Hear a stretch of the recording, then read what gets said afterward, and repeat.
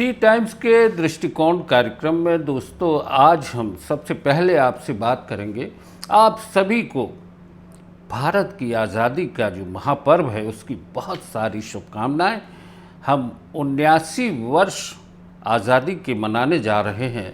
हमारी ये 79वीं जो वर्षगांठ है उसके मौके पे आपसे बात करने जा रहे हैं। और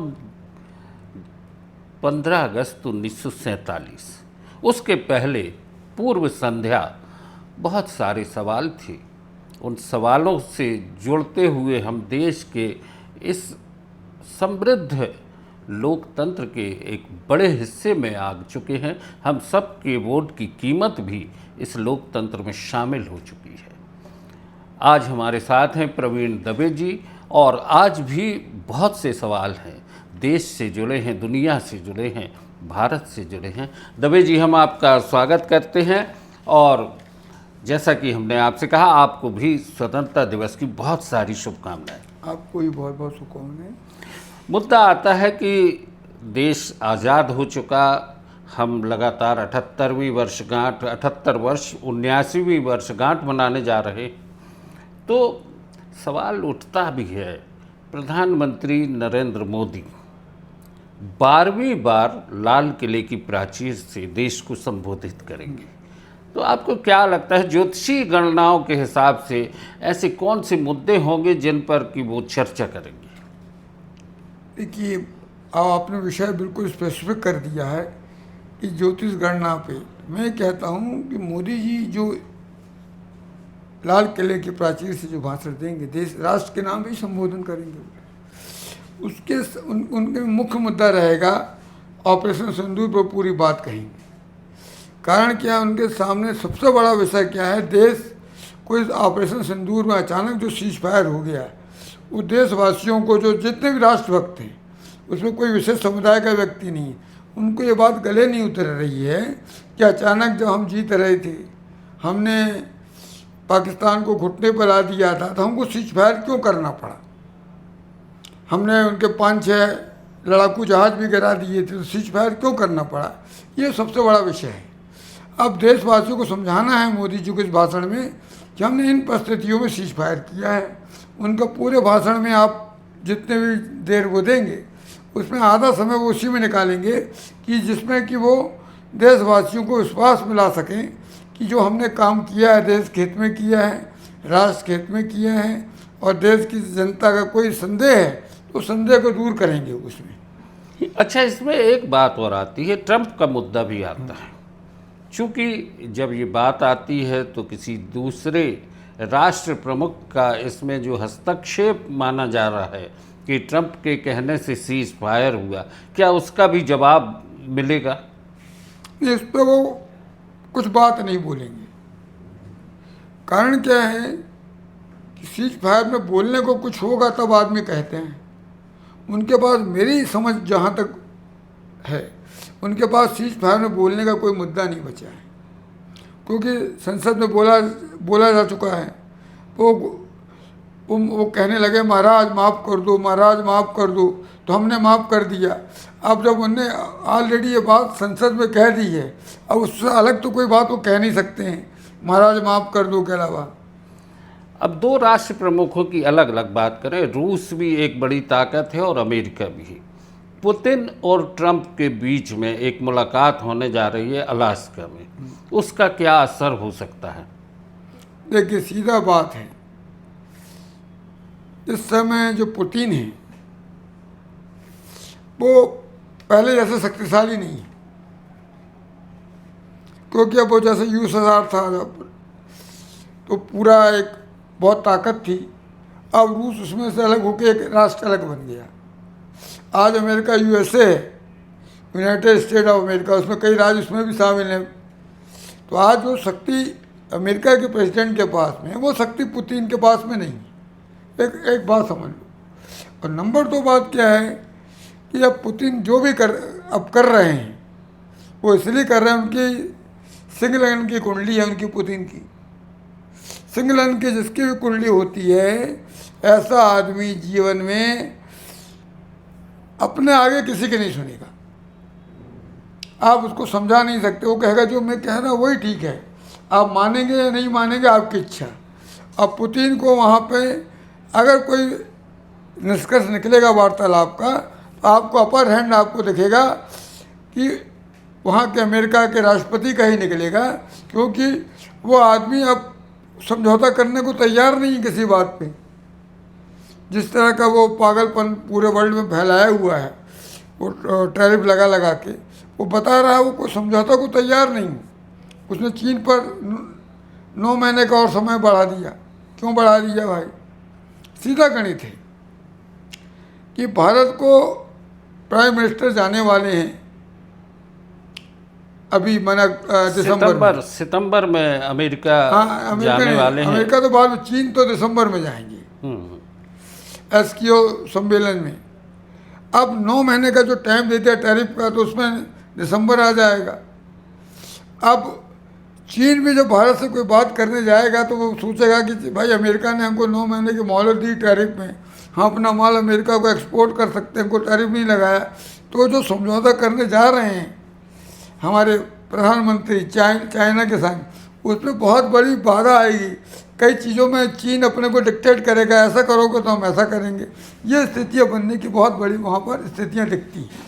यानी भारत की जो आर्थिक स्थितियाँ हैं, उनके आगे आने वाले समय में क्या आपको लग रहा है कि ट्रंप, चीन, रूस, ये तीनों के बीच में भारत अपने आप को किस तरीके से खड़ा करेगा? भारत का जो बुद्धिजीवी वर्ग है, जो बहुत सोचता है, अंदर तक जाता है, वो बात को समझ गया है कि भारत एक प्रगतिशील विकासशील देश में था, पूर्णतः विकसित देश नहीं हो पाया था।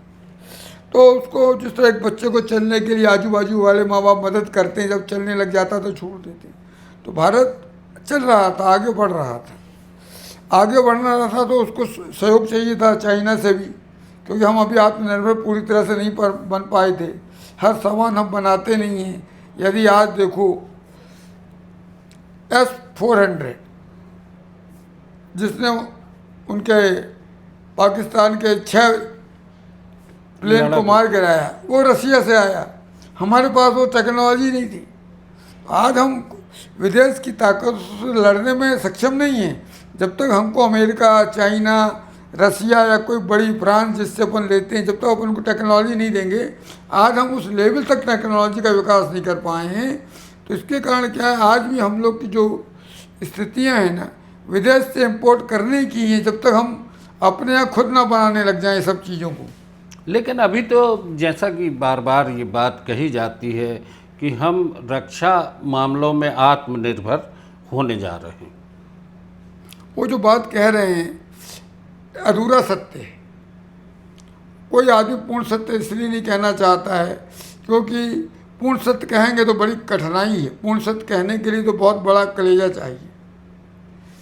और मोदी जी की जो कुंडली जो हम लोग देखते हैं वो वृश्चिक लग्न की है। वृश्चिक लग्न का आदमी जो रहता है कभी पूर्ण बात नहीं बताता, आधी बात ही बताएगा।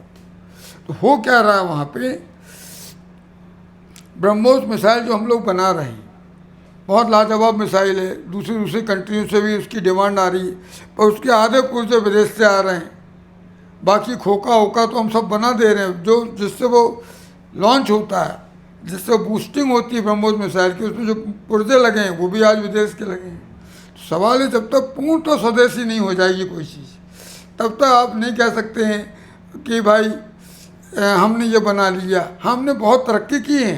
हमारे IIT वाले जो वैज्ञानिक जो आए हैं उनने बहुत तरक्की की है, मगर हमारे पास जैसे उन्होंने कोई बोला हमको ये ज़रूरत है, अब देश वो चीज़ बना ही नहीं रहा है, तो वो उसमें लगाना है ब्रह्मोस में, तो वही बाहर से ही लेना पड़ेगा देश को। तो जब तक हम नहीं बना लेते, आज भी हम लोग पूर्णतः स्वदेशी नहीं है।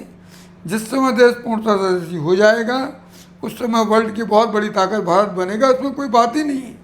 यानी हम एक बड़ी ताकत बनने की रास्ते पे हैं। देश बहुत तेज़ी से विश्व के उन तमाम राष्ट्रों से ऊपर आने की कोशिश में है जो कि अपने आप को रक्षा मामलों में पूरी तौर पर ये कहे कि हम अपने ही देश के सामरिक शक्ति का उपयोग करेंगे। दूसरी चीज़ आती है, अभी हमारे भारतीय राष्ट्रीय सुरक्षा प्रमुख अजीत डोभाल और पुतिन की एक मुलाकात हुई, उसकी मुलाकात का असर क्या होगा? देखिए, डोभाल को हम लोग मीडिया बहुत बड़ा चढ़ा के दिखाता है। डोभाल एक संदेश वाहक का काम करता है। कई चीज़ें ऐसी हैं जो पर्सनली जाके बोली जा सकती है, टेलीफोन में नहीं बोली जा सकती है। डोभाल जाके भारत कैसा चाहता है, क्या चाहता है, वो सूचना देता है। वो बताता है हम इसलिए आपको आमंत्रित करना चाहते हैं। तो जब पुतिन भारत आए तो मानसिक रूप से तैयार होकर आए कि भारत को प्राइम मिनिस्टर ये बात को कहेंगे तो उसमें हम कहाँ तक उनका सहयोग कर पाएंगे। तो वो सब चीज़ पहले से तय हो जाती है और उस हिसाब से फिर दूसरे देश का राष्ट्रपति भारत आता है और जब बात होती है, ये समझौते हो गए, वो समझौते हो गए, वो 1 मिनट के काम नहीं कि हम आए आपने कहा समझौता कर लो, उसकी तैयारी पहले से की जाती है। पुतिन और ट्रंप की मुलाकात हुई। अब हमारे एस जयशंकर प्रसाद विदेश मंत्री वो मिलने जा रहे हैं। अब क्या संभावनाएं हमारी विदेश नीतियों में कुछ बड़ी फेरबदल आने की स्थितियां बनेंगी क्या? अब देखिए, आज की डेट में विदेश नीति के बारे में तो सबसे बड़ी बात मेरे को जितना पारिवारिक रूप से अनुभव है, जो हमारे घर के लोग इसमें रहे हैं इंडियन फॉरेन, तो मैं ये बात को जानता हूँ, विदेश नीति रातों रात बदल नहीं सकती। जो आपने इतने दिन तक कार्य किया है, जिस पर आप चलते रहे, उसको यू टर्न आप नहीं ले सकते। आप अभी तक अमेरिका के साथ में रहे, अमेरिका के साथ एक पक्षी आप चलते रहे और यहाँ तक हो गया कि अगली बार ट्रंप सरकार तक गाड़ी चली गई। इसका मतलब क्या हो गया कि आपने रसिया को बिल्कुल नेगलेक्ट कर दिया कि आप वहाँ चले गए, इसलिए इतने जोश में आ गए कि वहाँ सबसे ज़्यादा गुजराती हैं हमारे भाई और आपको हर जगह स्वागत में दिखते हैं। तो आप इतने जोश में आ गए, आवेश में आ गए, आप भूल गए कि हम अमेरिका में हैं। हम यहाँ चुनाव लड़ने नहीं आए हैं, हम तो अपने राष्ट्र की बात करने आए हैं, राष्ट्र का हित देखने आए हैं। वहाँ की जनता जिसको चाहे वोट दे, पर हमने एक कदम आगे बढ़ के बात करी। उससे क्या हुआ, देश को बहुत नुकसान हुआ है। नुकसान इसलिए हो गया देश को कि जो हमारे आजू बाजू के पड़ोसी देश थे, उनको लगा कि हम लोग तो बिल्कुल अमेरिका के पिछलग्गू हो गए हैं। अब तो जो लोग अमेरिका से बिल्कुल एंटी थे, वो हमसे संबंध ही नहीं रखना चाहते। अब प्रवीण भाई से बात करते हुए जब हम बात कर रहे हैं, तब आपसे एक और बात जानना चाहेंगे। इस देश के हर व्यक्ति से जानना चाहते हैं कि हमारे देश की जो पड़ोसी मुल्कों से रिश्ते हैं वो किस तरीके के हैं। आज की स्थिति में हम भारत और पाकिस्तान के रिश्तों की बात करने जा रहे हैं। आपको क्या लगता है कि आने वाले समय में भारत और पाकिस्तान के जो रिश्ते हैं उनमें नज़दीकियाँ आएंगी कि अभी कड़वाहट बनी रहेगी? देखिए, सही मानों में भारत पाकिस्तान के बीच के अंदर में जो चल रहा है वैसे ही चलेगा। इसके पीछे कारण है, इसके पीछे मुख्य कारण है राजनीतिक। उनको वहाँ चुनाव जीतना है तो वो भारत का नाम लेते हैं कि उन्होंने बहुत परेशान किया मुसलमानों को, हम लोग को भागना पड़ा और देश का विभाजन करना पड़ा। हम लोग चुनाव लड़ते हैं तो कहते हैं यहाँ मुसलमानों ने बहुत परेशान किया और जो भाई देश में रहेंगे तुम सुरक्षित नहीं है। तो पूरी राजनीति हिंदुस्तान और पाकिस्तान के अंदर में इसी पर केंद्रित है। लेकिन प्रवीण भाई, हमारे संविधान में हम एक धर्मनिरपेक्ष राष्ट्र के नागरिक हैं। यहाँ पे हर वर्ग, हर धर्म के लोगों को देश में स्वतंत्रता मिली है, हमारे संवैधानिक अधिकार भी हैं। और चूँकि भारत में जैसा कि कहा भी जाता है कि सारे जहाँ से अच्छा हिंदुस्तान हमारा, है ना, तो जब इन बातों को हम कहते हैं, देखा जाए राजनीतिक स्तर पर भले ही लोग अपने सत्ता के लिए, चाहे पाकिस्तान के लोग इस्तेमाल करते हों भारत के विरोध में बात करके या यहाँ करते हों, वैसे हमारी कोशिश रही है, हमारे देश के लोगों की कोशिश रही है कि सर्वधर्म समभाव की बात हमेशा करते रहे हैं। देखिए, ये बहुत आपने जो प्रश्न किया है, जो आपने कहा, इसकी जो मूल बात इसके अंदर में क्या है। हम लोग का देश शुरू से ऋषि मुनियों का 10,000 साल पुराना रिकॉर्ड तो देश रहा है और हम लोग बहुत धार्मिक रूप से बहुत मजबूत व्यक्ति हैं। किसी का हित नहीं चाहते हैं, कोई का नुकसान नहीं चाहते हैं।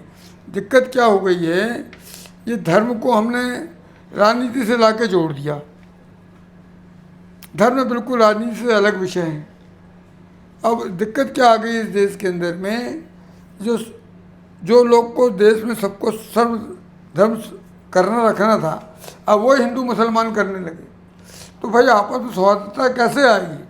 सब दोनों पार्टी, जितने भी देश की राजनीतिक पार्टी हैं, सबको मिल के बैठना चाहिए, इस विषय पे बात करना चाहिए कि भाई जब भी कोई बात होगी इसके अंदर में ऐसे कोई जातिगत मुद्दे नहीं उठाएंगे जिससे देश में आपस में भाईचारा खराब होता हो। मगर चुनाव लड़ना है तो कोई मानता नहीं, सब अपनी अपनी बात करना शुरू कर देते हैं। अब पहले आप एक चर्चा में बात हुई थी, ट्रंप के टैरिफ को लेकर बात हुई थी, तो ये ट्रंप का टैरिफ भारत पे क्या असर डाल रहा है और आने वाले समय में क्या भारत की व्यापारिक क्षमताएं, भारत का उद्योग, इस पे भी कुछ अच्छी स्थिति संभावनाएं देखने में आ रही मैं है? आपको इसमें एक छोटे रूप में उदाहरण देता हूँ। एक उदाहरण के रूप, एक हमारे परिचित हैं, गुजरात के हैं, राजकोट के हैं, प्लास्टिक पाइप की मशीन बनाते हैं और पूरे इंडिया में सप्लाई करते हैं। अब वो मेरा फ़ोन अचानक आया, प्रवीण भाई हाल चाल पूछा, हमने बोला कैसा चल रहा है? तो बोले मार्च से हमारी फैक्ट्री बंद है, हमारी मशीनों के कोई ऑर्डर नहीं आ रहे। तो एक उद्योगपति जो इतना बड़ा काम करता था प्लास्टिक मशीन बेचने का, वो कह रहा भैया मार्च से फैक्ट्री में बंद हैं, कोई काम नहीं है, कोई ऑर्डर नहीं है। इसका मतलब क्या है? इसका मतलब ये बता रहा है टैरिफ तो अब आया है, देश पहले से अर्थव्यवस्था से जूझ रहा था, अब ये टैरिफ आ गया तो हम लोग डबल अर्थव्यवस्था से जूझने लगे। अब जब टैरिफ लग जाएगा तो सबसे बड़ा नुकसान क्या है ये देखना है अपने को। मेरी नज़र में नुकसान ये है, वो एक पैसे वाला देश है अमेरिका, हमारा देश पे 120 लाख करोड़ का कर्जा है। अब उसको ऐसा देखिए, अब हमको चुकाना है तो अपने टैक्स से जो आमदनी होगी उससे हम विदेश से जो लोन लिया वो चुकाएंगे, आमदनी होगी तो उससे लोन चुकाएंगे, उसको कोई फर्क नहीं पड़ रहा है। वो तो आपको परेशान करने के लिए उसने इतना टैरिफ लगा दिया कि आपके पास चाइना जाओ, रसिया जाओ, क्यों जाओ भाई? इसलिए जाना पड़ रहा है ना कि हम अपने हमारे हाथ पाँव इतने मजबूत नहीं हैं हम खुद दौड़ सकें, भाग सकें। तो ये बात अपने आप में बता रही है कि हमारे प्राइम मिनिस्टर, हमारे लोग, सब लोग देश के लगे हुए हैं, कांग्रेस हो, बीजेपी हो, सब नेता लगे हैं कि टैरिफ गलत लगा है, इतना टैरिफ नहीं लगाना चाहिए था, ये हमारे देश के संग अन्याय है। और वास्तव में ये देश के संग अन्याय है कि आपने बदला ले रहे हैं। बदला किस बात का ले रहे हैं? क्योंकि भाई आपने तेल इतना खरीद लिया, हमारे को नहीं तेल के ऑर्डर दिए, तो भाई किसी का व्यापार आप छीन रहे हैं तो वो आपको व्यापारिक रूप से परेशान कर रहा है, और आपके पास बोलने को शब्द नहीं है उसके खिलाफ में। ये सबसे बड़ी दिक्कत है।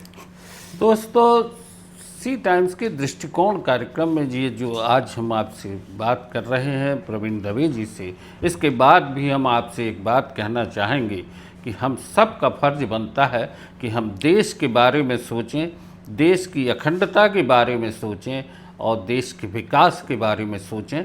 यही हम चाहते हैं कि हमारे देश में हर व्यक्ति का एक संकल्प हो कि हम अपने देश को उस ऊंचाई पर लेके जाएंगे जहां पर कि विश्व का नंबर 1 देश कहने का गौरव हमें मिल सके।